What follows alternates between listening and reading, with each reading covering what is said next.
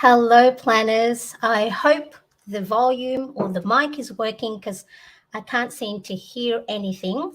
Now, do you have those small, irregular expenses that come up but haven't put any money aside for it?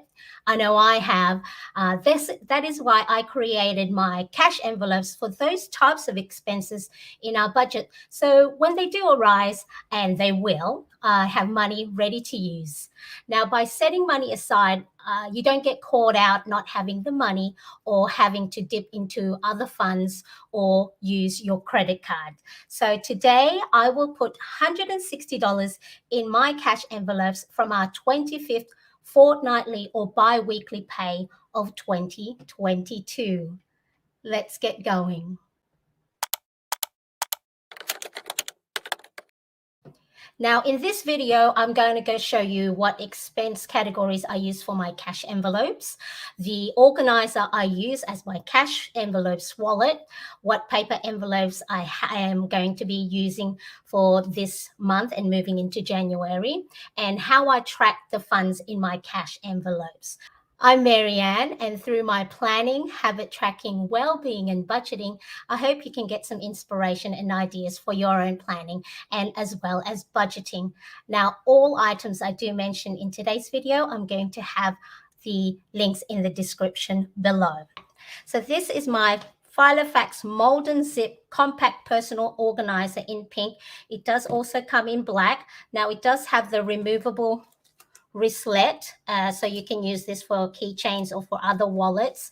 And then so it's a zippered compact zip, and now it's got inside pockets for your cards, your money at the front side, at the back side, and it also has an exterior pocket as well. Now, and the great thing with this is it has this, the ring binder is removable, so it's attached to this plastic sheeting here. Here we go, that's a little bit better. So you can remove that, use that as a wallet on its own, and then that way you can do your stuffing without having to try and prop this open. Now, for my cash envelopes, I am using these ones from the Budget Mom. I printed, assembled, and hole punched them to fit in my mold and zip organizer. And then I also used sticky note flags and then labeled them using my label maker. That way I can remove them, put them in another cash envelopes, and then be able to reuse them again and again. So it's a really good way to, of course, save on paper, and then you don't have to print them out over and over again. Now, to track the funds in my cash envelopes, I have these funds tracker in the personal size. So you can get this printable download from my shop at mariannecresp.com. And so once the live's over, I'm going to update all the description and I'll have everything there for you. And then also what I do is I use the first page as a running total of all the cash that's in each envelope. And then for each envelope, I have a separate funds tracker. So up to there. So all the total of these is the running balance right here. So let me know if you guys use cash envelopes in your budgeting. So type in the chat or in the comment if you already use cash envelopes as part of your budget routine and being mindful of the money coming into your account and allocating them for all the different type of expenses and savings that you have. Now, you don't necessarily have to have physical paper cash envelopes, you can also have digital cash envelopes by having multiple accounts with your bank or your credit union. So for most of our expense categories, savings and sinking funds, we have separate savings and debit accounts with our bank, and I treat those as cash envelopes for the categories we assign that we need to put significant amounts of funds to. Now, for our cash envelopes and the expenses for these ones don't come up as regularly, and the funds in each are about $20 to $80. So there's no point having separate bank accounts or savings accounts for these, or else I'm going to have like 20 that I have to try and track. So what I do for those irregular expenses that don't come up all the time, but we need money for, that I know will come up in the future, this is how I use the cash envelope method. So let me quickly show you. Let me just put this aside. So this is my zero-based budget tracker. So let's see if that's nice and straight. So I have it in my A5 Norfolk organizer in the color Sage. And so what happens is my husband gets paid every Wednesday. We also get every fortnightly family tax benefit. And also at the beginning of the month, we rent out the car park that we have in our apartment block. So this is the inflow that come in on a 2-week basis. And then instead of having to budget every time money comes in, what I do is I just budget for 2 weeks worth of expenses for our cash envelopes, for our sinking funds, and for our savings, and then any additional funds we put into our home deposit savings. So as you can see here, what happens is when a pay comes in, I highlight it in one color, and then the categories that I assign it to put the same color. So I know that for first paycheck, it went to all these different categories. And then that car park rental went to these two. The pinks are all the other ones. And then the second paycheck that my hubby gets goes to the rest of the savings account. So what I do is I work out how much I'm going to assign for each envelope. So let me just pop this one aside. So here, so I have the categories for my cash are boys clothes, haircuts, Opal, health and beauty, and for my husband.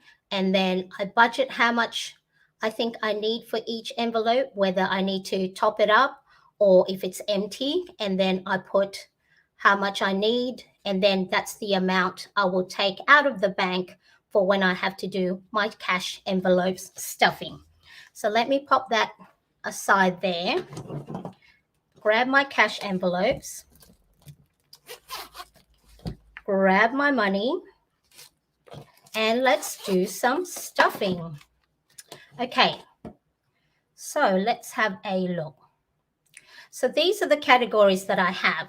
So for my boys, so if we're out and about and I want to treat them to an ice cream or some sort of treat, I put in about $10 to $20, I take $10 to $20 from this envelope, and then I'll pop it in my wallet. So then if they do want, ice cream, or sometimes my younger son likes to get fairy floss at Darling Harbour, I have money set aside. And then that way I don't have to use my debit account, which normally has the money that we have for our grocery. So for boys envelope, I need to put in $10. So 5, 10. So then there's already $10 in there. So actually, let me take this off and I will update my funds tracker simultaneously. Okay, let's see if I can do this in an orderly fashion. So we have boys. So there was $10 already in the envelope. I'm going to add another 10. I'm going to grab my Filofax Clipbook erasable pen. So what this does is there's a rubber tip. So if you make a mistake, you rub the ink out and the friction will make the ink disappear. So let me see if I can zoom in a little bit. Okay, so boys, what's today? The 17th of the 12th. I'm adding $10 and my ink is running out. So there's going to be $20 in there. 10, 15, 20. So that's the boys' envelope. Next. So this is the boys' clothes. Now I have a nearly 14-year-old and a 15-and-a-half-year-old who are just growing and growing. So I normally keep around about $60 to $80 in here. So when we have to replace their socks or undies, again, I have put money aside for items that don't normally come up all the time, but I know we need money set aside for. And now they do normally get hand-me-downs from their cousins. So we're lucky that we don't have to buy things like t-shirts and jeans all the time. But if we do need to replace anything, we have $60 to $80 normally in here. So if the kids need more t-shirts or more tracksuit pants, we can then get the money from the boys' clothes envelope and it's nice and ready. So for boys' clothes, I'm going to put $50 in there. So 20, 40, and $50. So there was $0 in there. And make sure, double check. Yep, no money in there. So 20, 40, 50. And then let's update the funds tracker. So the 17th of the 12th plus $50. The new running balance is $50. All right, the next one is haircuts. So my two sons and husband go to the barbers and normally the haircuts there are $15 each. So I make sure that there's enough money. If normally only two of them go at a time. They don't all get their haircuts at the same time now. And they also do get Domino's Pizza, which is next door as part of their outing and their lunch. So for haircuts, actually aren't putting in any because there's already $40 in there. So let's just double check. 10, 20, 30, 40. So I'm not going to top it up because then if the two of them want to get haircuts, normally it's my husband and my younger son, then $30 plus then by the time they do go, they've just had their haircut, they'll also have money for their pizza. So I'm not putting any in there. So I'm just going to put here so then I know that I've updated the funds tracker. So 17th of the 12th and $40. So it's the same. It's just so then I know I'm updating the same lines. Now the Opal cards. So Opal cards for us is our tap on, tap off for our public transport. Now, we don't have a car because we just live in the city and we just catch public transport to most places. And if we do need to go to somewhere that's a little bit further, we just hire a car, and that's normally for holidays. But for everyday traveling around, we just hop on a bus, a light rail, a ferry, or a tram. So the children's, they call it Opal cards here in New South Wales, where I am in Australia. Theirs is minimum of $10. And then for the adult cards, it's $20. So normally I would have $60 in there. So let's have a look. So currently my Opal cards envelope, there's no money in there. Let's just double check. Nothing. And I'm going to put $60. So 20, 40, I'm going to get 2 10s for the kids card. So 20, 40, 50, 60. $60 goes into our Opal Cards cash envelopes. 17th of the 12th plus $60. Running balance is $60. Okay. The next envelope that we have is for my health and beauty. So health and beauty, let's see if that's, yep. And I'm going to top that with $20. So there's actually $20 already in there. 10, 20, top it up with another 20. And we're going to have $40 in my health and beauty. So this is normally for my skincare. So I try and buy my skincare when they're on special. So when normally they're half price. And then that way I just stock up on day cream, night cream, toner, makeup remover, and anything else that I need to replace. So health and beauty got $20. So now we have $40 in that envelope. The next one is my husband, Edward. So he gets $20 put in there. And there's currently $20 in the envelope. Let's just double check. 10, 20. And I need to add an extra $20. 10, 15, 20. So now we will have 10, 20, 30, 35, 40. And then there is $40 in the Edward envelope. Plus 20. The new running balance is $40. And then the final envelope, which I don't top up, but I do have in my cash envelope. So now if we do have need to spend some money from any of these cash envelopes, but we may, maybe I forgot to take money out of it and may have to use our debit card, what I will do is I will take the money out of whatever cash envelope it's from, and then deposit in the bank. So here I have deposit at bank envelope, so then that way I don't forget to replace the other fund. So sometimes you do have to borrow from a different fund if because I don't carry all of these cash envelopes with me. I only take the money that I need or give the money to husband and the kids when they get their haircuts, or we need to top up our cash, our Opal cards.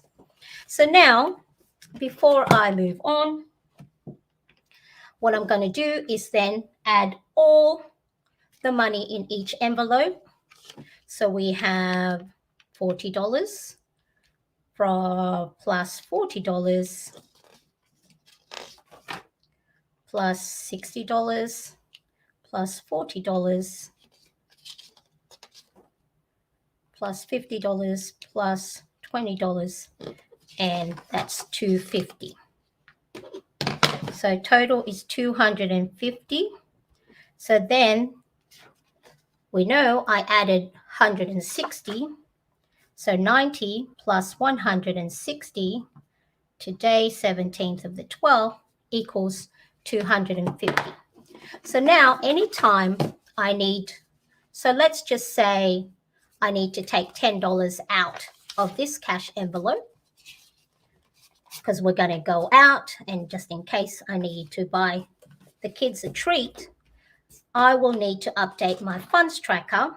I will put the date minus $10 or however much I took out of the envelope, and then update the running balance. And then that way I know exactly how much is in each cash envelopes, either add or take away funds. And then when it comes time to allocate money again in 2 weeks' time, if I know, for example, the Opal card is still $60, I won't need to assign any more money in that one. So knowing where your money is and how you're using it allows you to be a financially literate, and then it helps you manage the money a bit better. So just always think budget is not about restricting yourself and not, allowing yourself to spend money. If, for example, you also may, have debt. What it is allows you to have a look at what your priorities are. So if you know you want to get out of debt faster and you don't want to be in debt for a long time, then maybe you have to sacrifice a little bit of things and not eat out, or maybe the kids may not have as much treats or toys. So it's just really going to be up to you and your family and your situation as to what you're going to assign money and funds for. So don't think, a lot of people, and I know I did before I started budgeting and before we got out of debt, I thought budgeting meant that, okay, well, we can't spend that much money on grocery. We're actually increasing our grocery funds because I have a 14-year-old and a 15-year-old that is eating us out of house and home. They are growing a lot, so we need to allocate more funds for their clothes, not like when they were smaller and babies and they didn't grow as much. So just be mindful that don't look at your budget as something that restricts you from spending money. It's just a really good way for you to have a look at and see if you have certain financial goals. How quickly you want to achieve them will depend on the type of things you want to allocate for other things that you may want to give up for a season. Maybe you don't eat out for a month, or maybe you don't buy new things for a little while, or save up for it. So it's really important that for any spend that you know will come up, but don't come up as often, set money aside, whether you do put it in physical paper cash envelopes or in a different savings account. Make sure it's allocated and it has a name. So don't just go, well, I'm saving up money, but then don't have a goal for it. Because what will happen, like I know I did, if I just let's save, and because it's not allocated to a particular financial goal, is you dip into it more often than not. So if you know, well, I'm going to be saving up for a home deposit, I won't take that money out to go on a holiday. So make sure that you allocate a name or a job for each dollar that you are saving or spending. Now, if you are getting value at all from this video, make sure to like, and if you haven't yet subscribed, make sure to hit that subscribe button and also hit the bell to get notified of when I do upload new videos. Thank you so much for watching. I appreciate you, and I hope to see you in the next video. Bye-bye, everybody. Bye-bye.